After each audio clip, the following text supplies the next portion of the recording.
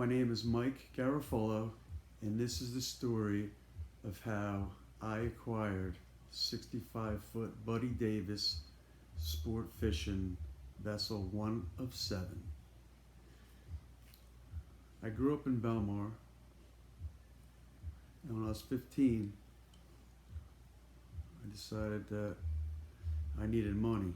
Lived in Belmar, a couple houses from the beach, so we didn't have really much, but we lived in a great place. So when I was 15, I decided that I'm going to work. I need money. I need money now. I can't wait. So I started doing that, but my thing is that this is ridiculous, but I believe for some ungodly reason, since I was a little kid, everything I wanted was ridiculously overpriced in comparison to regular stuff. I just want, what the hell is that? I just wanted everything bigger and better, and it was already in my brain. I didn't know it, but it was in my brain. So here's how it happens. So I'm 15 and I start working, but what I was getting to before was I believe that in a previous life before, I was a billionaire. I owned a football team.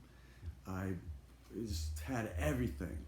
And apparently, I was not a good person because I got thrown back into this life, and at a young age realizing that everything I wanted was not available, or you had to search high and low for it. So I believe that I was put back here to do 2 life sentences, 2 20-year terms as a regular guy, working and just keep working and get the dream. So yeah, guess what?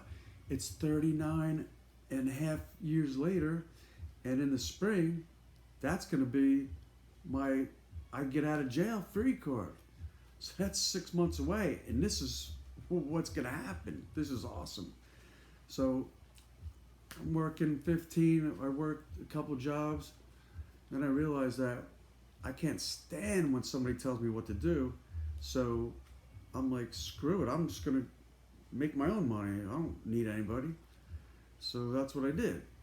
So through all these years, blah, blah, blah, I grew up on the beach. My dad always had a boat. I think when we started really doing it, it was only a 20-footer or whatever, 22-footer. But then we grew up to a 29-footer. Then we got to a 31-and-a-half-footer, which was really a heavy boat. So it could take some seas, but it was slower than a snail, boy. You do 10 knots, full speed, like that's what you get. So when we had that for a while, we should not even be alive right now, because we just went 100 miles out with zero clue, and obviously we weren't supposed to, because we learned everything over the last 35 years. So anyway, we moving on up. Me and my brother made a really nice little empire.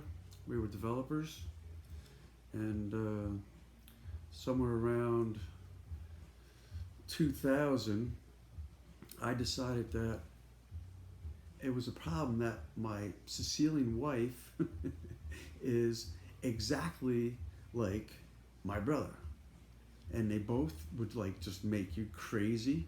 So obviously I had to dump one of them.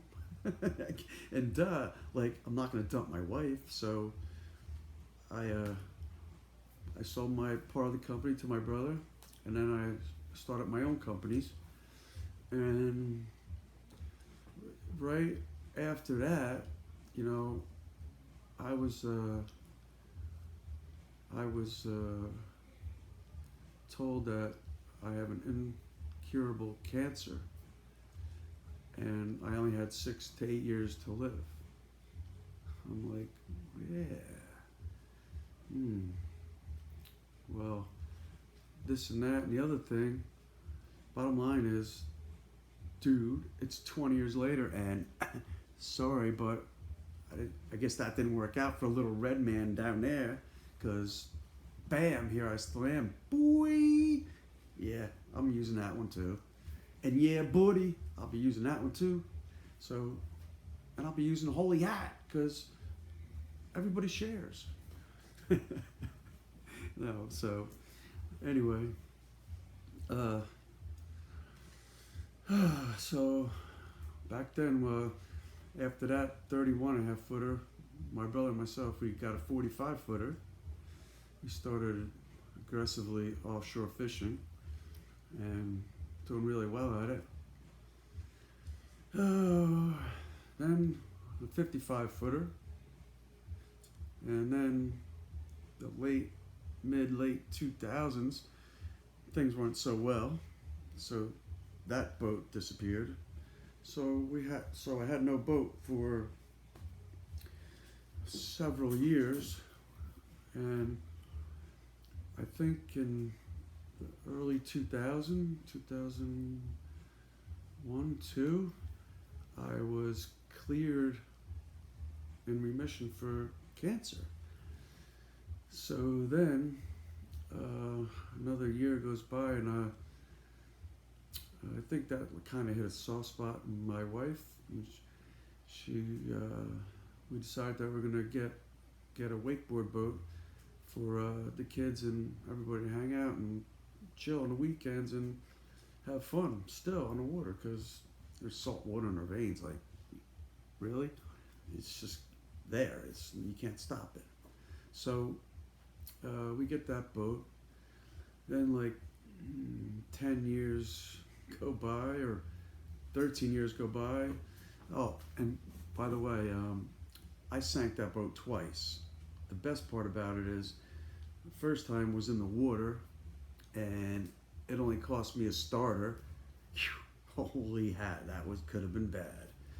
And the second time was in my driveway. Yeah, I sank a boat in my driveway. Yep. We won't go there, but yeah, leaves. You gotta watch the leaves.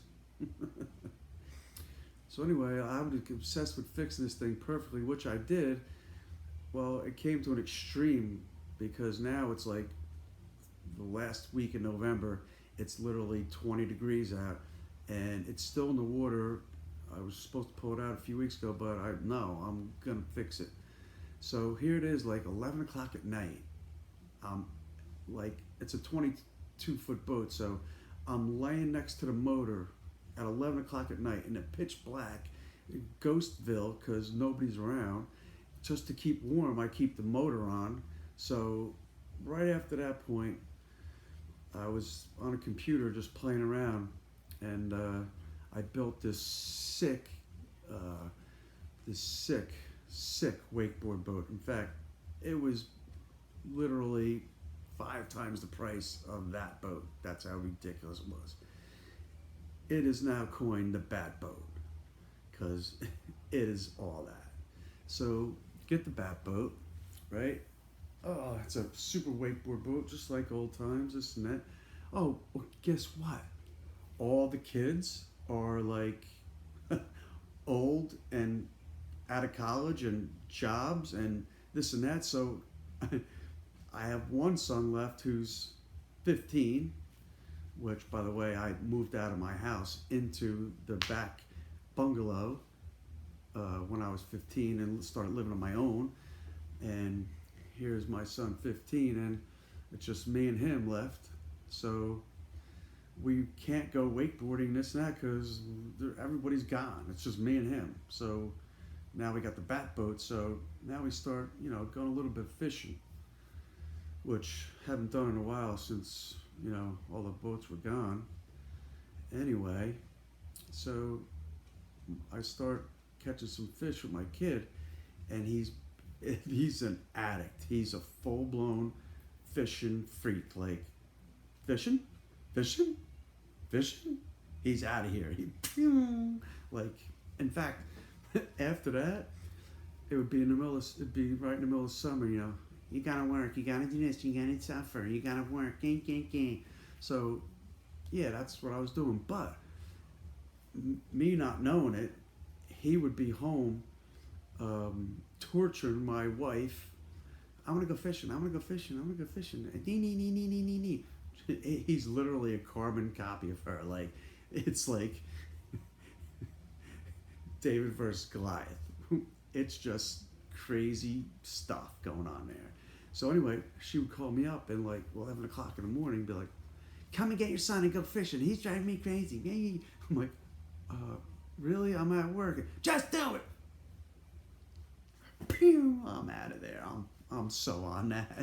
So then now we're fishing. Like the kid now he's just hooked. Like that's all he wants to do is just fish. So now I start taking this boat out in the ocean. All right, blah blah blah. I could go out. It's beautiful and flat and nice. Blah blah blah. We're catching fish all day. It's afternoon. It starts blowing. All right, come back. No big deal coming back. But this boat is meant to be in a river or a lake. It's not meant for the ocean the way it's designed. So, all right, so it's blowing pretty good. It's like 5 feet, not too bad. It's choppy, windy, still not bad. But when you get to the inlet, and the tide's coming out, and you have all this water, and it meets up right there between these two little jetties. Holy big boy rollers! Now, this is a 25-foot boat, and everybody else does it. I'm telling you, we're coming in. I'm looking down, and it's like 2 stories down, and my son's like 1 inch from the bow, open bow, just like playing on his phone, like I don't know, I'm gonna die any second. And then my other buddy there, John, he's my boy too. He's coming. He's on the show. He's the cook and the organizer. He's my guy. He keeps me straight because I can't keep myself straight. Look at me. So anyway, and he's over there like like the bugs flying in his teeth, and I'm just like, oh my god, we're gonna die. Holy shit, this is brutal. So I make it in, and I'm like, yeah, okay. So they're just still like that. I'm like, yep, I really don't want to do that again. So just like weird, like this chick, my wife, like knows everything for some god unknown reason. It's literal. She's a 1%er. It's scary. Like, so we're sitting there eating. She goes, "You can't use that boat anymore for fishing. It's not safe." Well, what? It's perfectly fine. What are you talking about? No, it's not meant for that. I'm like, how the freak does she even come up with this shit? Like, she doesn't even know what she's saying. And she's right. So she's like, okay, trade that boat in and get a boat that you can go fishing on and you can party at, because everybody wants to party. Okay then. All right, so I go and I get a 35-footer with triple 300s on it. Boy, holy macaroni salad! I'm thinking like this is it, boy. We're there. So I go out and I buy all these tuna gear, catching big, everything like the old days, and let's go. So that's what we did, and I could tell you, a 4-hour ride, 3.5, 4-hour ride on a regular sport fish. Well, I'll tell you what, I was in 9,500 feet of water in this boat in an hour and 48 minutes. That is ridiculous. We go out there. Here's where the problems start. Now my son catches tuna fish. Oh boy, my man! You thought he was junked up before? Holy crap! He's done. He's flat out. Now it's on. Like, he's catching 50, 60, 70 pound tuna fish. And he sees all these pictures of me with 250, 300 pound big eyes and all these and swordfish and now he's just like he's salivating hard. Like that's all. Now he's like a full blown addict. He's a full blown, totally. You don't even look at him because that's all he's thinking about. So all right, so now we do this. All right, so now we're like go, let's go. All right, let's go.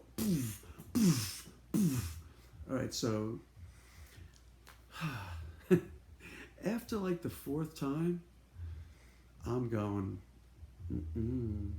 I can't do this. This is ridiculous. Like, I'm freaking old. Like, and the people have to work on a boat, so all their stuff is everywhere. Downstairs, there's like a queen size bed, but it's filled with everybody's crap. So everybody, some people sleeping on it, on the front and the side and the back. There's nowhere for me to sleep. Like, I'm old and I'm not your perfect health specimen because along with that cancer thing, like 8-10 years later after that, every couple months I would go into the hospital because I was sick and I couldn't get better. So I had to get an IV of different antibiotics. Like, really? What's wrong? So this literally, I go to the doctor and every 2 months I'd be in the hospital for 10, 12 days. Every time, hands down, every 2-3 months, guaranteed. And this was like a couple of years. I'm like, what, this is the end now? Like, after all that, after a 100 tuna trips and not having a clue or listening to the weather or even having electronics, just driving 100 miles out going, yeah, I'm gonna catch tuna. And barges and cables and tugs, like everything, lightning, 20-foot seas, nothing killed us. And now you're gonna come back with that? Really?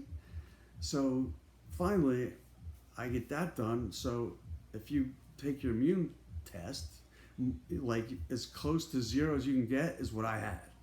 So now, like every month, I have to do an infusion to keep my levels up. So I refrain from getting sick, but I can't fight infection. So that you gotta watch because there's zero chance of me fighting infection. So if I get infected, that's hospital stuff.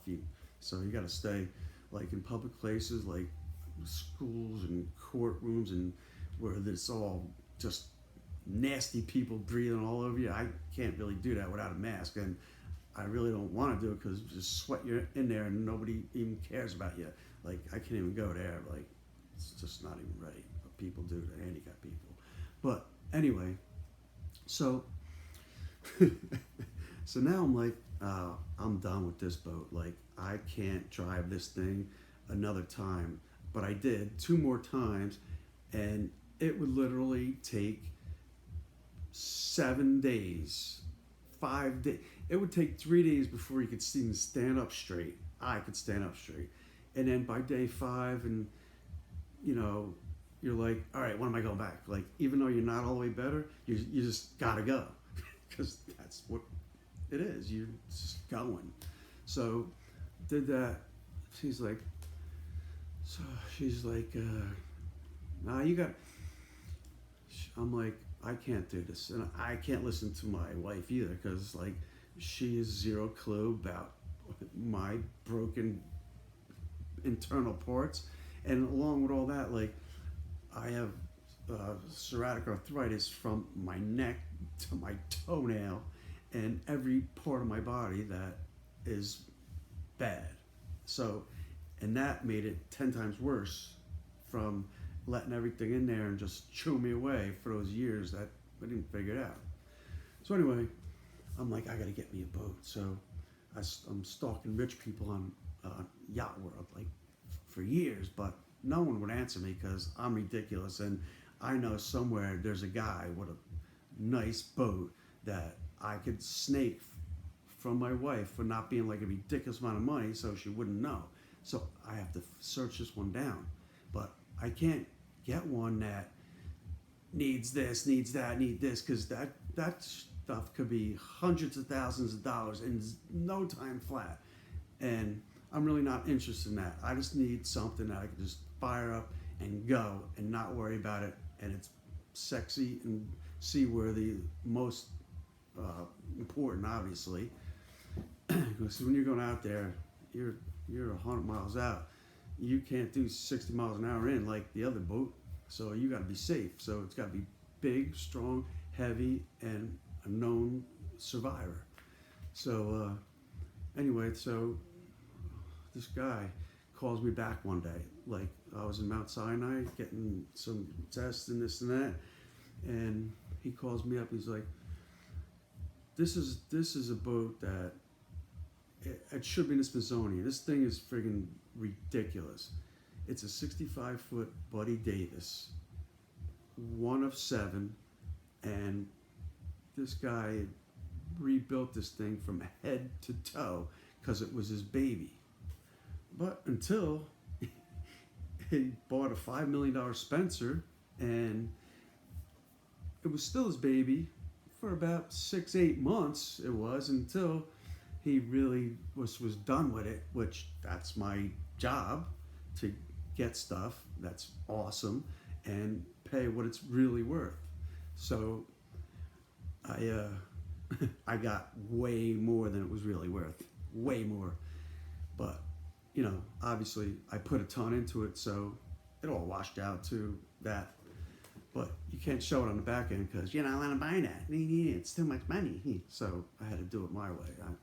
Obviously, I snaked that in. So anyway, so the guy calls me up and he's like, "You want it?" I'm like, "Yeah, I want it." "Oh, wait, first I forgot to tell you this part." "Oh, wait, crap." So out of nowhere, like my wife goes, let's go to West Palm for Labor Day weekend. I'm like, all right, cool. So we go down there by the beach, and I can't stop thinking about this thing. Like, I'm just like, because now the price is down where I can get to it, but it's still like a little bit too much for me to show on paper to her. So I still got to wrestle it. It's still slim to none, but I'm doing it. So we go to West Palm for Labor Day weekend, and oddly enough, I can't stop thinking about it. And I said, you know what? I'm gonna call the captain, even though I know it's on the West Coast. I just want to see how far it is. Like, just how far is it from me? So I call him up. He goes, it's in Singer Island. I'm like, okay, like, cool. Where's that? Send me a thing where it goes. Oh, dude, it was 1,100 feet from my hotel room. Are you kidding me? Like, no. Really? Stars? 180 seconds. Poof, I'm there. I'm already there. By the time I even stopped hanging up the phone, I was already like halfway there. And when I got there, oh my goodness, my jaw was on the floor, and flies, all kinds of stuff was just living in there. I couldn't close it. It was just like the most beautiful thing I ever saw in my life. It was like a halo around it, it was just gorgeous. So I go, I check it out, and as soon as I touch it and walk it and look, I'm like, this is mine. This is mine. This is mine. I have to have it. So I go back, and she's like, take me to see it. All right, so I take her down. We're walking down the dock. She walks on the boat, and she has a very short attention span, we could add right now. So she walks on the boat, down the cockpit, walks into the salon. She goes, you can't drive this. You're dumb and stupid. You can't have this. Take me home now. Me. Duh, like, would you expect something different? Oh, no way. But now I'm already infected. It's over. Like, once sun goes down, like, I have to make it happen, because this is probably like the last chance I'll get a chance to snake her before I'm old. And then when I'm old, I'll have no way to snake her, ever. So this is my chance. This is the only time he's not paying attention. Gotta take it. So the next day the captain calls me. He's like, "Yo, I'm taking it back to the West Coast." I'm like, He's like, "I'll leave here if you want me to." I'm like, "Dude, literally, you're still like just a little too much. I can't." Boom. So he takes it back. Not one day of sleep in 2 weeks after that. That's all I can think about. Now it's really bad. Like I don't sleep. I can't do anything. I have to have this. This deal's got to go down somehow, some way. I can't. Now how do I get it back since he took it? So that's when I was in Mount Sinai getting some checkups and this and that. And the guy calls me and I'm there. And I see him like, "Oh, what? Really?" I'm like, "Hey, how's it going, man?" He's like, "Mike, you want the boat?" I'm like, "Yeah, but, all right, I'll drop it down to what you want." Uh, yeah, I want it, dude. No problem. He's like, "All right, send me 60 grand. Oh, okay. 60 grand. Oh, here's the problem. Oh, that 35-foot boat that was well over $400,000. That's where my money is. I got no money. So now, oh yeah, yeah, just take it away. I can't have money now. I have to sell my boat first. No, like this thing, you have to have it. You can't replace this. I'm telling you. Trust me. So I'm like, so what does every dumb man do that he's not supposed to do? Yep, I did exactly what I'm not supposed to do. I went and got the money. Boy. Okay, so how do I explain this? Little by little. All right, I get the money. I send him the money. Then my wife sees this deposit. Okay, so, but she thinks it's for this other boat I was going to buy in Florida that I went to see it. But the guy really just snaked me out, which is what brokers do. And he did a good job at it. I knew he was doing his thing, but hey, if he's going to do what he said, I was game to get rid of that and get something good. And it still needed those few things that was going to choke me out, but I could have worked that out. But so I did it. So anyway, he changed his whole deal and his wonderful story that happened. So so that deal was dead, was done. And then right after that, like 2 weeks, that's when he called, and that's when it went down. So now I got the money. So when I'm like, I got a deposit on my boat. Like, if the guy don't buy it, then I get to keep the money. So who gives a shit, right? Yeah. Okay, that lasted for a little while. So I had to keep sending more money. I got the money and I sent it all. And the bottom line is, it was the worst battle ever, literally, because I just don't even know how I did it. But I knew that it was going to hurt. It was going to hurt bad. But what heals everything? Time, right? So I'm like, 1, 2, 3 years, I'm not going to feel it. Well, it's a year later, I'm still feeling it. Real good, too. Oh, God, I ain't even going there. So, you know what?